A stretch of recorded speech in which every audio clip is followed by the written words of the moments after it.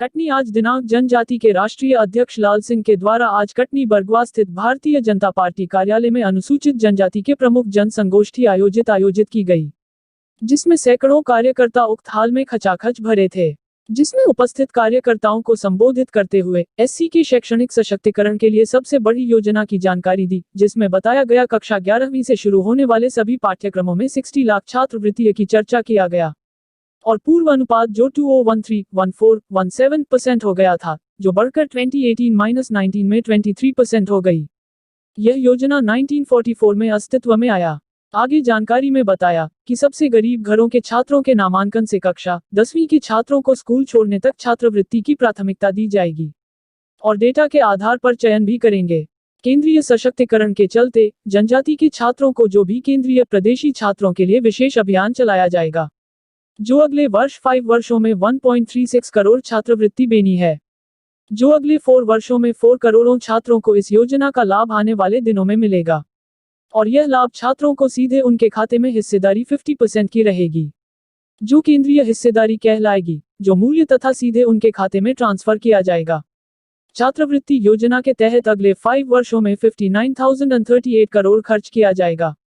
इससे केंद्रीय में शेयर 35,534 करोड़ रुपए होगा। केंद्रीय हिस्से 2017-18 से 2019 तक के दौरान सालाना 11,100 करोड़ रुपए की औसत तथा अगले 5 वर्षों में सालाना 6,000 करोड़ का औसत हो जाएगी।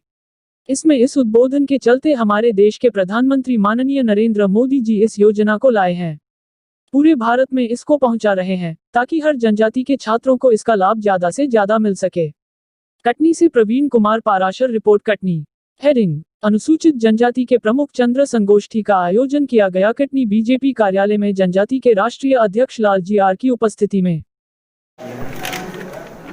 आज मैं आप लोगों के बीच में देश के प्रधानमंत्री नरेंद्र मोदी जी के नेतृत्व में सामाजिक न्याय मंत्री श्री थावरचंद जी गहलोत द्वारा पिछले 8 दिन पहले केंद्र की मंत्रिपरिषद में एक ऐतिहासिक निर्णय हुआ है, एक पारदर्शी निर्णय हुआ है। एससी के 11वीं कक्षा से ऊपर वाले जो बच्चे पढ़ते हैं उनके लिए एक सुरक्षा कवच दिया है। 1944 से 11वीं कक्षा से ऊपर के बच्चों को छात्रवृत्ति देने का कार्यक्रम चल रहा था। आज़ादी के बाद तक केवल 1100 करोड़ रुपए ही उस छात्रवृत्ति पर खर्च होता था, यानी कि 60 लाख बच्चों को छात्रवृत्ति मिलती थी। नरेंद्र मोदी जी की सरकार ने अभी निर्णय किया है उस राशि को बढ़ाकर आने वाले 5 वर्षों में लगभग 60 करोड़ रुपए राशि खर्च होगी। उसमें 60% हिस्सा केंद्र का होगा, 40% हिस्सा प्रदेश की सरकार का होगा। 60% हिस्सा यानी कि 35,000 करोड़ रुपए आने वाले 5 वर्षों में केंद्र सरकार खर्च करेगी और आने वाले 5 वर्षों में 5% की राशि की वृद्धि केंद्र सरकार अपनी राशि में करेगी। इससे अनुसूचित जाति के पोस्ट मैट्रिक के जो बच्चे हैं उनको लगभग 4 करोड़ बच्चों को इसका लाभ होगा, यानी कि 60 लाख से बढ़कर 4 करोड़ होंगे। 1 करोड़ 36 लाख बच्चे या तो विद्यालय छोड़ गए हैं, ऐसे बच्चों को पुनः कक्षा 11वीं से ऊपर की कक्षाओं में प्रवेश दिलाने का सरकार अभियान चलाएगी। बच्चों के छात्रवृत्ति के साथ साथ और भी उनकी ट्यूशन फीस है, टाइपराइटर का भत्ता है, ये भी इसमें इंक्लूड रहेगा। कुल मिलाकर एक पारदर्शी निर्णय सरकार ने लिया है। अब ये पिछले दिनों ऐसा होता था कि राज्य सरकारें समय पर पैसा नहीं देती थी, इसलिए बच्चे पढ़ नहीं पाते थे, विद्यालय छोड़ रहे थे।